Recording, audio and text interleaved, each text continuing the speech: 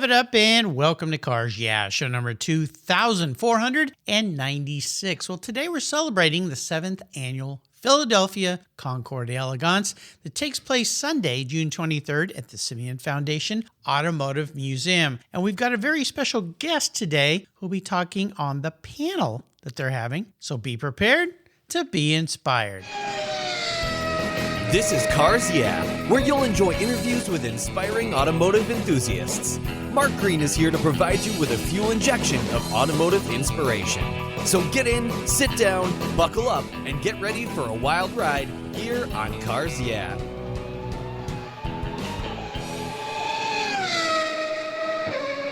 Hello, inspiring automotive enthusiasts, and welcome to Cars Yeah. Today I'm in Remington, Virginia.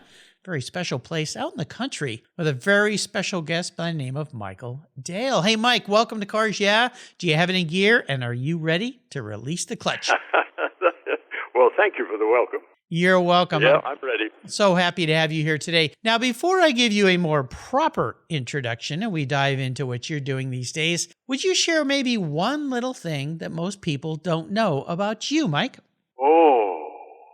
One little thing that people don't know about me. That is a difficult question to answer. I think that probably they don't know that I spent probably my first 40 years of flying suffering from air sickness. What? Bad. Oh, no. That's not any good. Yes, well, it turned out well, actually. When I was 30 years ago, I came down with Meniere's disease, and as a result, they killed off my right inner ear, and all of a sudden I can do aerobatics all day long. Oh, my gosh. Well, there's an odd mixed blessing, I think. That's amazing. Wow. Well, we're going to talk a little bit about your time in the air and about a whole lot of other things, including a very special event coming up. So allow me to give you a more proper introduction. Michael Dale was the president of Jaguar North America from 1990 until 2000. He was responsible for British Leyland and Jaguar North America's racing activities, sounds like fun, which involved joining forces with Group 44 to achieve numerous SCCA National Championships and bringing Jaguar back to its racing roots at the 24 Hour of Le Mans. Mike will be part of a panel on this year's Philadelphia Concours d'Elegance event discussing the racing and production history of Jaguar, the featured marque, by the way, at that concours that takes place on Sunday, June 23rd. The concours and discussion will take place at the very famous Simeone Foundation Automotive Museum in Philadelphia. We'll be back in just a moment, but first a word from our sponsors, so give them a little love. Buckle up, we're going on a fun ride, and we'll be right back. Are you ready to take charge of your financial future? Then let me introduce you to Capitalize Your Finances. It's an online course designed to empower you with the knowledge and tools for mastering your money. This course will help you lay out the ins and outs of budgeting, the importance of emergency funds, investing strategies, and how to plan for a secure retirement. All this presented by financial planner Chris Paniotu. Chris has developed this course to help you effectively navigate your world of finance with confidence. Stop stressing about money and start taking control. Enroll in Capitalize Your Finance online course today and pave your way to financial success. To learn more, go to capitalizepodcast.com/courses, or better yet, go to the Cars Yeah website, show notes page for today's show, and click on the link under Capitalize Your Finances. You'll be glad you did. Do it today. 20, 50, or 100 years from now, will there be a workforce to care for the collector vehicles we love? With auto shop programs disappearing across the country, it's a question we enthusiasts have to ask. That's why I support the RPM Foundation, which exists to ensure that the critical skills necessary to preserve and restore these vehicles aren't lost to time. One of the many ways RPM, which is short for Restoration, Preservation, and Mentorship, is accomplishing this goal is through workforce development initiatives. The RPM apprenticeship program enables the next generation of artisans to earn a living while they learn the craft of restoring and preserving these vehicles directly from industry professionals. The Endangered Skills Program documents the process of masters training future craftspeople on a variety of critical skills in danger of being lost forever. For more information on how the RPM Foundation is driving the future of the collector vehicle skills trade, visit RPM Foundation today. They're one of the charities of choice here on Cars Yeah!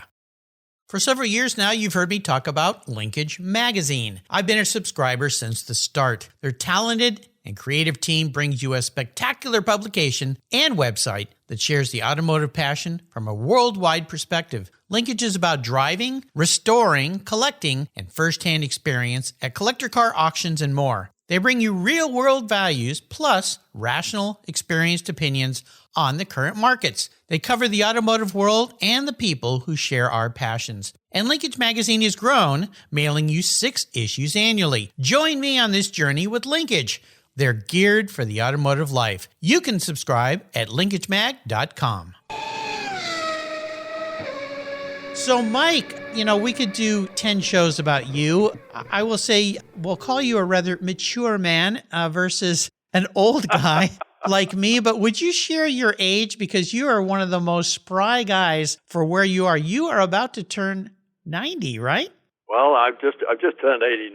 So, oh, okay. Well, I won't rush things then. I've kept pretty fit all my life, as I was an aspiring but mediocre track athlete. Didn't give up running until I was 86. Wow, amazing. Well, my mother-in-law, she was running marathons until she was in her mid-60s. So, well done. Yeah, well done indeed. Well, I want to take a little short ride back in history with you before we dive into what you're going to be talking about on this panel at the Philadelphia Concours. And we'll talk about that Concours as well. But you were born back in 1935, and at 17, you joined the Royal Air Force, right? Yep. Yeah, tell me a little bit about the time you spent there, other than the air sickness stuff.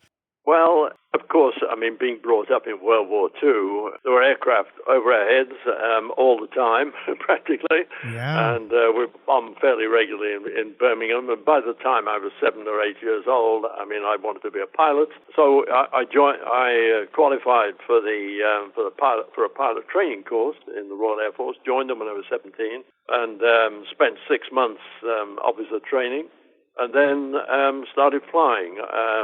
I flew for the next couple of years, and I suppose the greatest disappointment of my life was that I'd concealed the air sickness. I'm probably one of the few experts who can fly a fighter and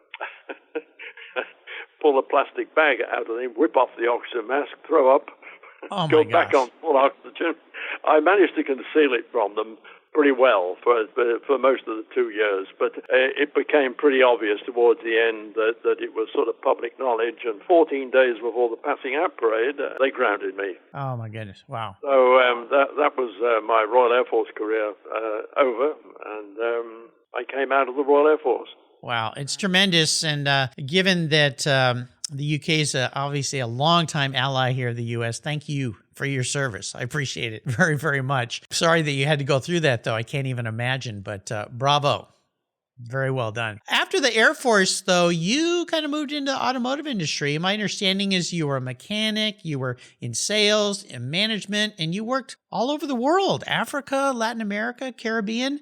A worldly man that you became. Well, it's true. And, of course, all the things that happened or whatever make up more than, a 5-minute conversation. It'd be fair to say when I came out of the Air Force that I really was such a state of downfall, should we say. Sure, I understand, yeah. I was rescued by a man by the name of James Frank Bramley, who you don't know his name, but he was the sales director of what was then the British Motor Corporation's export division. He was a friend of the family, and he introduced me to Donald Healey. And wow. He opened the door to Donald Healey, who employed me first in the shop, but soon after, within 2 or 3 months, he pulled me out of the shop, made me assistant to his service director, Jeff Price. And from then onwards, I got a wonderful couple-of-year introduction into the whole business. I sold used cars, I sold new cars, I sold cars on the American basis. I did a lot of testing, I did a lot of service work with customers, and it was a wonderful introduction into the automobile business. And then Jim Bramley got me an interview for a job in London, Piccadilly, and then I became a salesman down there, and I was quite successful as a salesman. Yeah. And we got put on a training course within Hazley Manor to become a factory rep. From there, I went to East Africa and ran a small distributorship out there in Dar es Salaam for a time. Then I went on and went into Latin America, Caribbean as the factory rep, came to the United States as sales manager for MG. And then, of course, the British Leyland marques all came about, and I took over sales and marketing for Jaguar finally in 1970. Yeah. You became president of Jaguar Cars North America, correct? Yeah, well, I sort of moved on up then, and when Ford bought the company, they made me the first president. And, of course, those 10 years were by far the most fulfilling of my life because we really turned Jaguar around. Everything, quality, dealers, the cars themselves, and finally made a whole company out of it by the time we got to 2000. And it was a stimulating time. Ford Motor Company were just great. I mean, the Ford grown-ups, as they called, were they were supportive in all the huge things that we had to do in terms of investment, and were very thoughtful about encouraging us to going on being Jaguar. And there were a number of people in the Ford management to whom I personally owe a lot, and certainly the company did too. Great people. Well, and then you got involved in this thing called racing and brought back Jaguar to being another name back on the track. You think of Jaguar back in the day, say the 50s, and the racing prowess, and then things kind of waned a bit. But tell us a little bit about the Jaguar racing comeback. Well, there are always stories about these things, of course. We had a number of V12 E-types, which we couldn't sell. The sales rate had fallen off dramatically. And because, the British car companies really didn't have, should we say, a very large or expansive model program, we had nothing to sell. And motor racing was something that we could make very strong advertising on, particularly if we won. The Federal Trade Commission would get on our backs.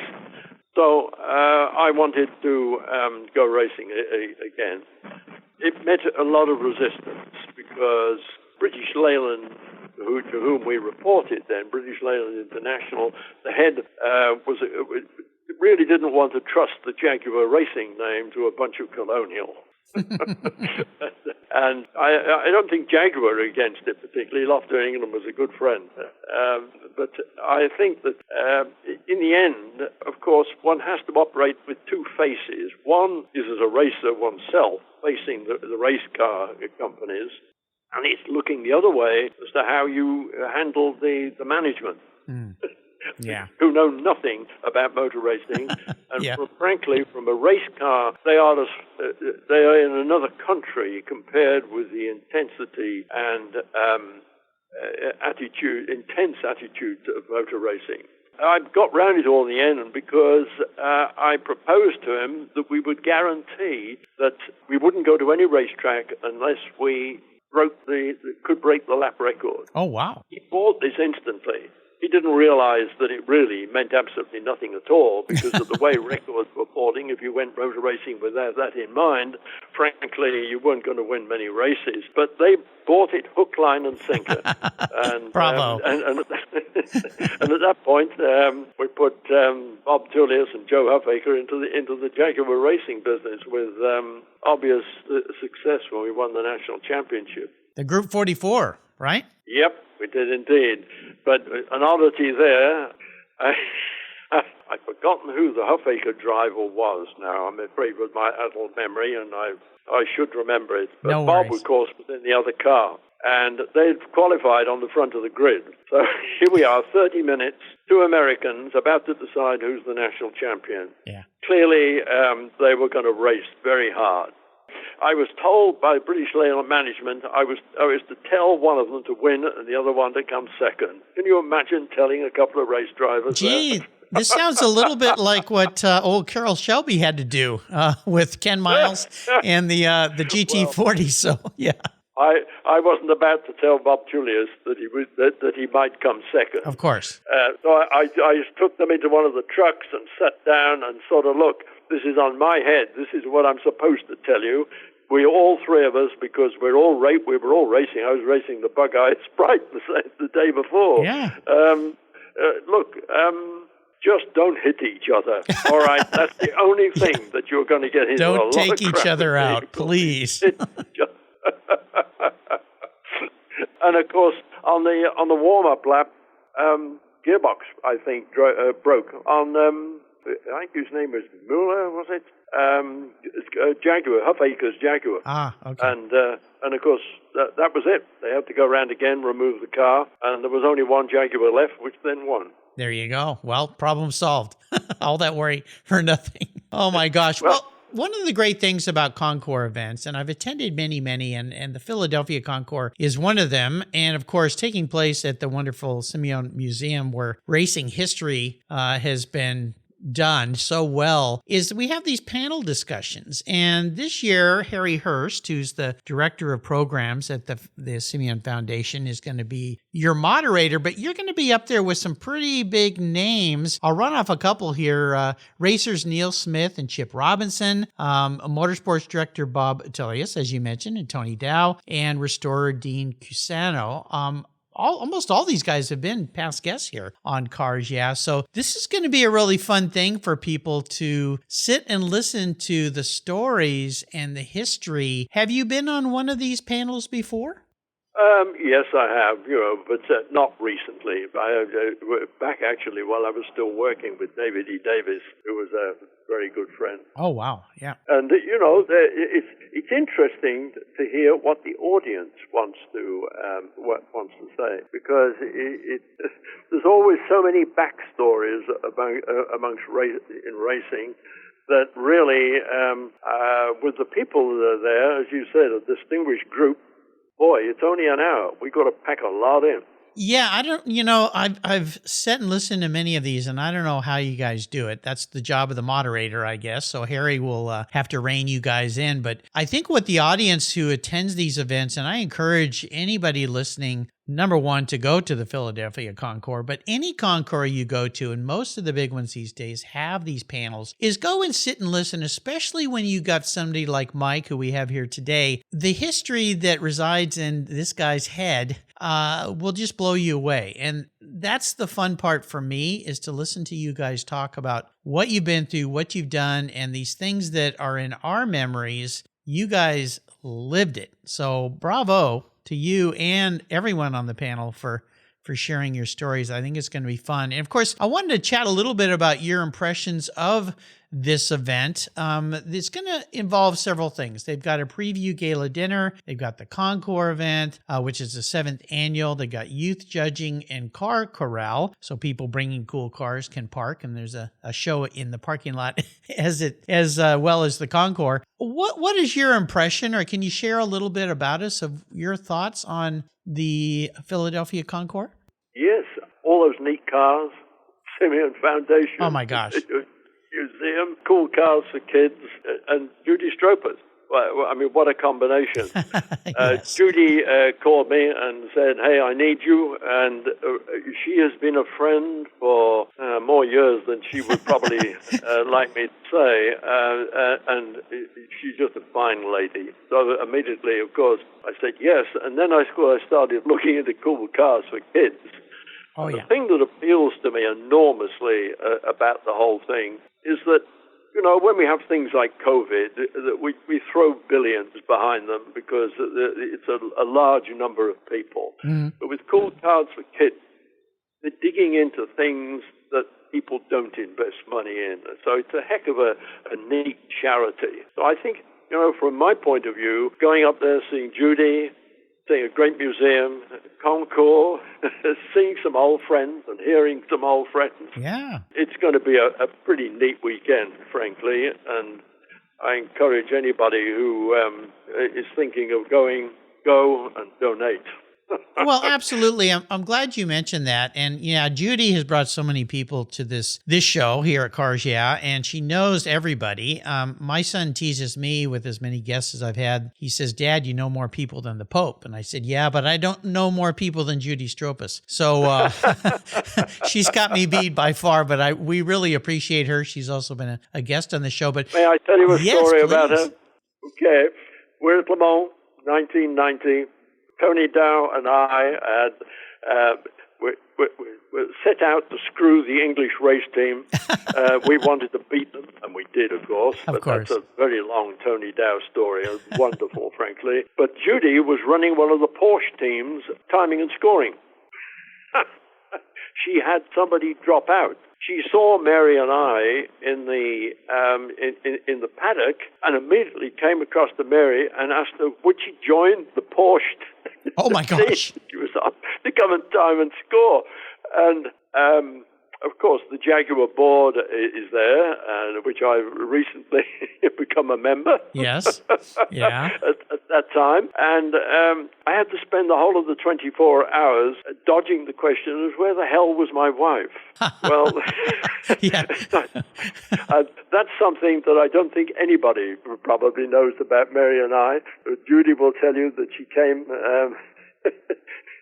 She came and worked for Judy for quite a lot of Le Mans. Well, that's one of Judy's magical powers, is she has a way of inviting people to come and help and do things. Yes. And she certainly pulls it off. I wanted to mention a little bit for the listeners about this Cool Cars for Kids that you mentioned. It's a nonprofit organization based in Philadelphia, where the museum is, of course, and the late, great Fred, who's been a guest on this show, who started this museum. If you've never been to the museum, oh my goodness, we could talk for hours about that. But the Cool Cars for Kids brings families together of children with genetic conditions and classic car enthusiasts who share really a common passion here for appreciation for one of a kind. And the funds raised from this unique partnership go directly towards the mission by supporting local and national charities, including the Children's Hospital of Philadelphia. And they provide care to children and their families who struggle with really rare and complex medical conditions. So I'll put a link to coolcarsforkids.org. You can check it out, but you can, as a listener, you can go and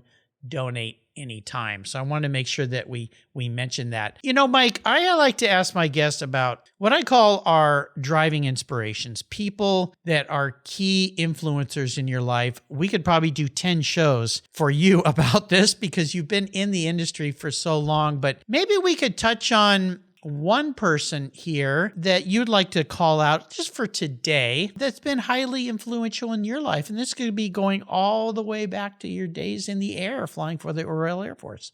Jaroslav Sodek. Oh my gosh. Okay. Czech fighter pilot during World War II, much decorated. Was the ex-colonel of the 5th Air Regiment in Czechoslovakia and escaped from Czechoslovakia by stealing an airplane. Oh my gosh. And he had gone back to Czechoslovakia after the war and fallen out with the communists, stole another aircraft, a twin-engine aircraft that they flew to Berlin because there was very little fuel in it. That was the way the communists kept the aircraft on the ground. Oh, wow. And he escaped to England because he was refueled by a very friendly American major, and he was my instructor. He rejoined the Air Force, then he was simply a flying officer. A very hard man, and he had reduced one of our pupils to tears once. Wow. I had an incident with the station, with the squadron commander, where on a dead engine landing, I had taken us through a hedge and wiped the undercarriage off the aircraft. The squadron commander intended to get rid of me and take me out of the Air Force, so he gave me to Jaro Sodek, thinking that'll break my back. Jaro damn near did, but after I went up for review 3 separate times, passed the reviews each time, and the third time Jaro took me back to the officers' mess, because then we were acting officers, and he said to me, he said, you know, you're a very determined young man. I would have given up by now. And of course, I'm 18 years old. I was stunned. I mean, this man's war record given up. Yeah. Good Lord. Yeah. I was enormously taken by this. It started to make me feel that maybe I was something. Jaguar and I searched him out many, many years later. It was very difficult to find him while communism was in Czechoslovakia. Oh, yeah. Because he'd lived in England and was a man who, was still a criminal in Czechoslovakian eyes. Mm-hmm. Found him. We spent a weekend together, a wonderful weekend. Oh, my gosh. And finally, weekend with Mary and I, and Mary, he said to Mary, a typical, gentleman that you would expect of his rank, he said to me, I was always complaining about formation flying, where Gallo would turn that hard face towards you and wave you in closer, and you'd be sweating like mad. Yeah. And what happened was that and he turned to Mary and he said, I know that hard, he said. And then he put his hand up and he said, all I teach them, come in. And he did exactly what he did back in the Royal Air Force. Oh, my gosh. But he was a great man, and he really set me up in life. Wow. What a wonderful story. Long story, I apologize. No, I think we could talk forever about him. After the war, when Czechoslovakia became independent, again, he was brought up to the rank of Major General and was appointed the Czechoslovakian Air Force's representative in the UK. In other words, in November when the cenotaph had its memorial, he would be the person laying the wreath on behalf of Czechoslovakia. Ah, okay. Wow. Well, what an incredible person to have in your life. I always think back to when people ask me, do you have some favorite teachers? The ones that were the hardest on me were the ones that always are the people I talk about. At the time, they weren't much fun, but when you think back, they're the ones. They're the ones that really teach us how to be who we become, versus the ones that are easy on us. So, sounds like Janos was exactly that kind of man. I want to get back to your time at Jaguar Racing and ask you what I call the challenge question. What was your biggest challenge at that time of getting Jaguar back into the eyes of race enthusiasts? Well, it's always persuading the management that you should do it. Yeah.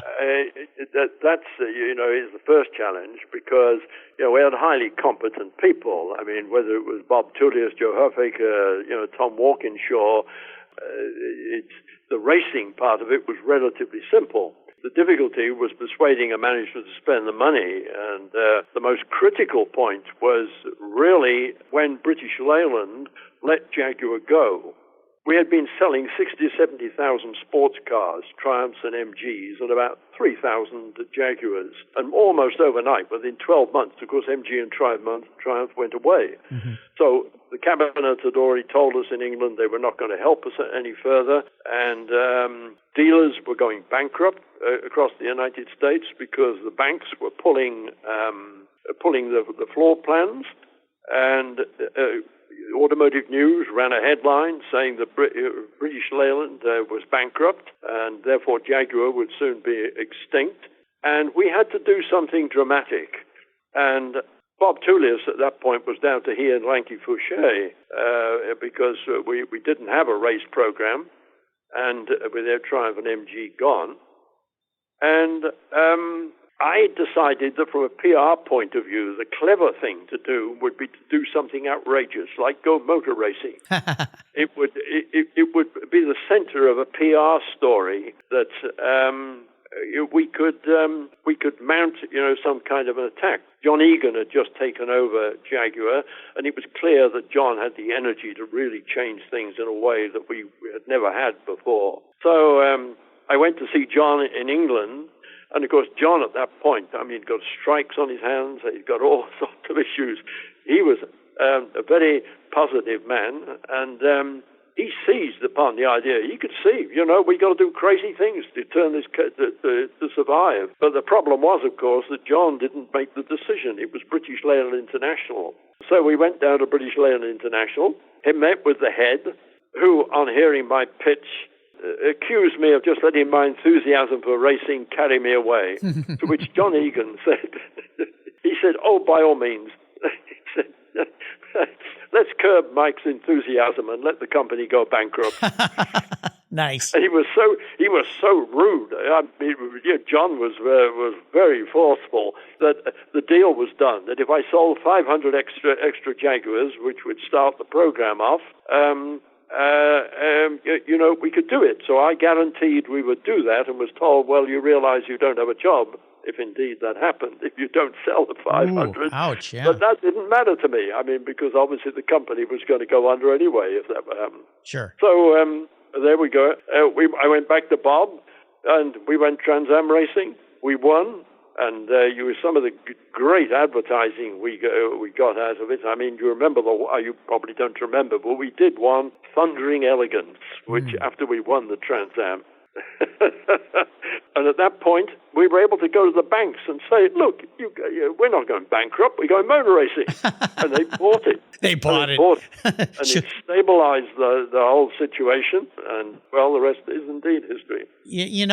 I'm so happy to be talking to you because I do remember back in the day when you think of the Jaguar XJS, the XJRs, the GTP cars, the V12 XKEs, and the wonderful white and green livery that you guys had. And it was that difficult time when you wanted to love Jaguar, but the street cars were a little challenging. And, it was kind of that love-hate relationship. And I'm so happy that you and everyone you worked with brought those back to the track and did some wonderful things. So my hat's off to you and all the people that you surrounded yourself with to make that happen. And mostly for convincing the banks. That's amazing. They didn't know anything about racing, did they? And how much it cost. I've been very fortunate with the people around me. They've made me look good on many occasions. That's the secret to life. Hey, I wanted to talk a little bit about, and I do like to talk about bucket list items, but I wanted to tie this into what you're doing. You're the Director Emeritus of the Experimental Aircraft Association, the Royal Air Force Museum, the Royal Air Force Museum American Foundation, the Culpeper Career Partners. You're staying very busy at this point in your life. I think that's the secret, though, isn't it? Yes. Mary knew that I was so in love with Jaguar that we had to move away from the company. I had a consulting agreement for a few years, and she was right. We knew Virginia was a neat place to come to because, of course, Bob Julius was here, and Bob is one of the closest friends for the whole, for decades. And we did a lot of air shows, and we had a formation of 4 Stearman that we used to do air show acts with during the 1990s. Nice. And early 80s. So we knew Virginia very well, came down here to live, and really I've always spent my life moving on. After track, I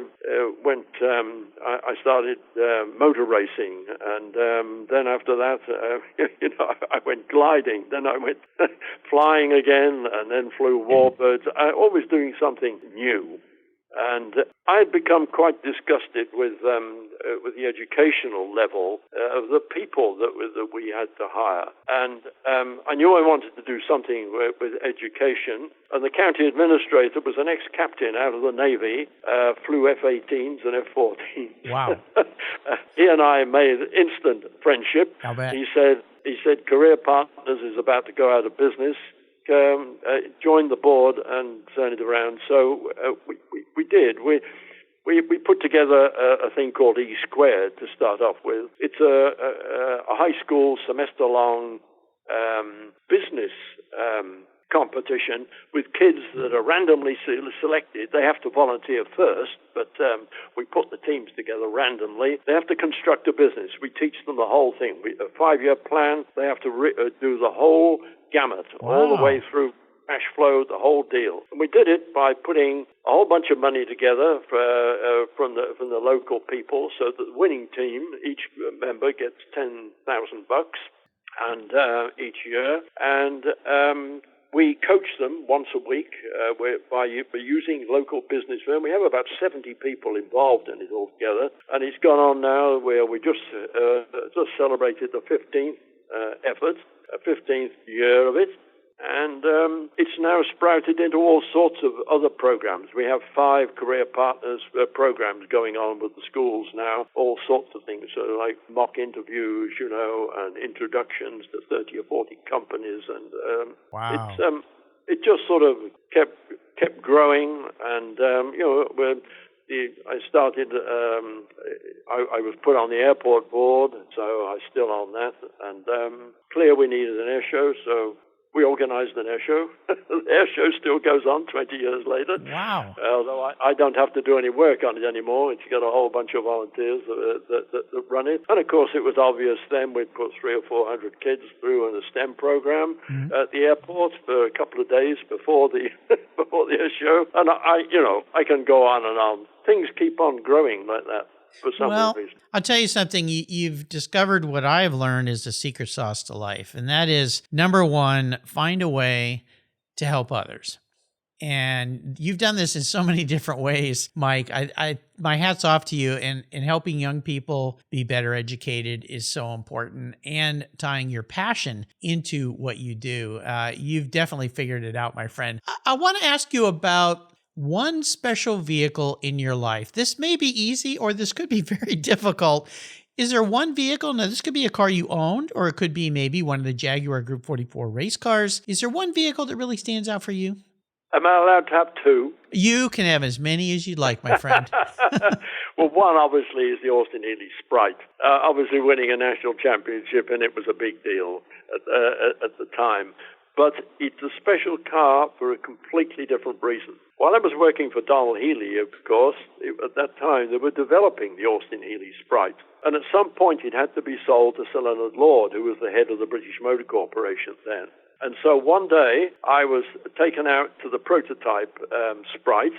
Jeff Healey and Donald had a trailer outside with a stripped-down version, just the chassis, really, showing the engine, and on a trailer. They jumped in the car that was towing it. I was told to follow and not crash.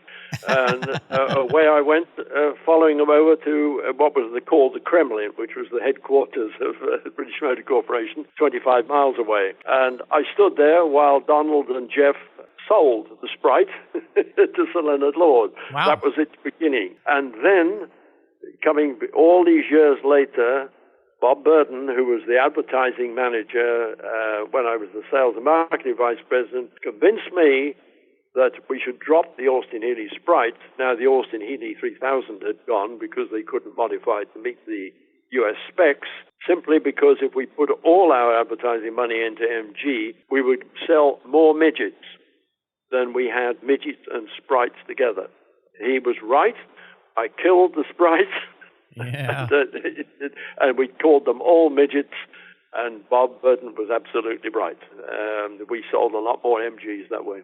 Wow. So it's sad in a way, but I feel that my life was pretty well bound up with Austin Sprite. I think so. And as far as a car, outside that, absolutely has to be a stick shift E-type 2-seater coupe. Yeah. Not a 2+2. Mm-hmm. And the fascinating thing is we only sold 10% of the 2-seaters because people didn't want them. They wanted the 2+2 and they wanted convertibles. But the 2-seater, it was what Sir William always said about sort of masses. You have to look at a car, and they all have to be balanced in the car. Mm-hmm. And somehow that 2-seater coupe just did it. I loved it so much when it went out of production, I kept 6 of them at the port, all at the same color, so that I could deceive the president into thinking I was driving one car all the time for 2 years. You're funny. Oh, my God. They were a lovely car. You know, and you and I had a nice email chat before we got together here a few days back, and I sent you a picture of the car one of the cars that started it for me was a little Matchbox by Lesney. That same car we're talking about. Is that right? Yep. The car that's the car that started for me. My father had a friend that had one, and I just remember looking at that thing and going, whoa, that looks like nothing I've ever seen before when I was quite a little boy. So I like to play car psychologist with my guests here, and this will be very interesting. If you were reincarnated, pun intended, or manifest as a vehicle, not what you want to be though, Mike, this is how you perceive the man in the mirror as some kind of a vehicle, what would you be and why? Some kind of a vehicle. So it Yeah. doesn't have to be a car. No, it could be anything really. I've had some interesting answers to this question. I got several. That's the trouble in picking them. What you could do, what I had an expat, a British gentleman who was an artist on this show, and he was he was a very early guest, and he did what was kind of a Frankenstein answer. He said a combination of I think it was an Austin Healey in the front and a Cadillac Biarritz in the back. Now, you'd have to listen to the story with him about why he did that, but this could be anything you want. This is the fun part of crawling into this mind of yours. Well, if I can bend your question a little bit. Of course. It's the one vehicle I shall never drive, but boy, if somebody offered me the chance of driving it for 10 grand, I'd be signing the check.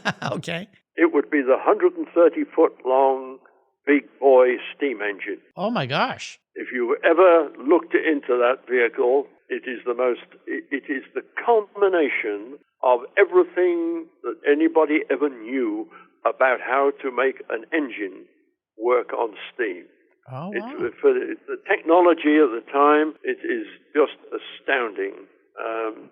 But I'll never drive it. But if I had to be a car, I'm perhaps going to shock you. I would be a Porsche Cayman RS. Oh, okay. Why? When you drive a Cayman, if you haven't driven one, you don't understand what a car is supposed to be. It is astounding. It's as if you put on a silky pair of wheeled, pajamas. It's just, the car, you just become part of the car. It's magnificent. You know, it's very interesting you say this because I'm a longtime German car fan, primarily Porsche, and I've had many 911s. I sold, in fact, this is the first time in 45 plus years I don't have a 911 in my garage. I sold a 930 Turbo a year and a half ago. Gosh, it's been that long, yeah, that I had. But the next Porsche I'm going to get is going to be a Cayman. And for the reasons you mentioned, Mike, because the 911s have gotten kind of big. And the Cayman to me kind of puts all that combination of balance and look. It kind of looks like an old 550 Spider in a way, but has the wonderful balance and the mid-engine. So you brought a smile on my face. Nicely done. I love it. How about a great book that you'd like to share with us today? Yes, it's one that I think that everyone should read right now if they want an opinion about what we should do over the next 50 years. Modern Times. It's history. It is Paul Johnson's book on the world from the 20s to the 90s. It is immense. Paul Johnson, if you haven't read anything by him, he is the greatest history writer that we've seen, in my opinion, for many years. Modern Times, it takes in the whole world and explains what happened up to 90, and it will reshape your views of the world on many subjects that we don't even bother to discuss at the moment. Wonderful. It's amazing book. But the business book that everybody should read is Shackleton. Shackleton, okay. Yes. It's by a man called Roland Huntford. Shackleton, in my opinion, is probably one of the best three leaders in history. He's just an absolute incredible man. Nice. And if you haven't read a book about Shackleton, you ought to. Two great books that should be on your shelf. I appreciate you mentioning both those books. They are fantastic. So before I let you go today, Mike, I'm going to take you, or I should say I'm going to enable you to go on the ultimate ride. I'm going to provide you with any vehicle in the world, park it in your driveway. You can take it on a ride anywhere in the world. But here's the key part. You can take anybody with you, including somebody from the past that's no longer with us. So what's the ultimate drive look like for you? We're back to Porsche, I'm afraid. That's okay. And the person in the car is Dennis Jenkinson. Oh, Does nice. the name mean anything to you? Yes, he does. Yes, absolutely. You know who Dennis Jenkinson was? Yep. Okay. Yep. Jenkins and I need to talk to him about the trouble he got me into with Donald Healey. Oh, my gosh. Oh, this... And that's what we shall talk about, because I was out testing, I can't remember the car, but obviously a Healey, and it had trade plates on. And Dennis wrote in Motors, he came up to interview Donald Healey at the Cape in Warwick, which is not easy to find, the Cape, that is. Okay. He apparently, while I'm about 15 miles away from the company, he said, I saw this Austin Healey with trade plates on it and thought, oh, that's great, I'll just follow him. Well, he wrote 5 miles later, he said he wasn't even in sight, and I couldn't keep up. So it led to an interview with Donald about how hard I was driving on the public roads. You must remember that in those days there were no speed limits in England. Oh, okay. Except in the town. There was a 30-mile-an-hour speed limit in the town, but I mean, the 100 S's, for instance. I don't know, probably 120, 130 would be almost a requirement for the testing. So Dennis got me into some trouble, and I want to tell him I got a bone to pick with you. You almost got me fired. That's hilarious. Well, amazing. You and I could talk for many, many hours about your experiences and the people you've come in contact with. What a marvelous life you've lived. Could you leave us with maybe some parting words of inspiration or wisdom? Oh, I'm a great fan of Winston Churchill. And I thought the 3 words he said, never give up. While you're breathing, I mean, he was right. Never give up.